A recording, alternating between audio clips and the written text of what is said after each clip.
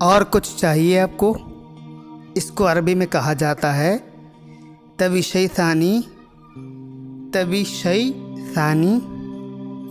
اگر آپ کو اس کے مطلب الگ الگ جاننے ہیں، جیسے کہ ہندی میں ہے اور کچھ چاہیے آپ کو، تو اب آپ کو جاننا ہے کہ اور اس کو عربی میں کیسے کہتے ہیں، کچھ اس کو کیا کہتے ہیں، چاہیے اس کو کیا کہتے ہیں۔ تو ویسے عربی میں وا کا مطلب اور ہوتا ہے، لیکن جب آپ کو بولنا ہے اور کچھ چاہیے آپ کو، تو یہاں پر وا کہیں نہیں لگے گا، یہاں پر صرف اتنا بولا جائے گا طوی شی ثانی۔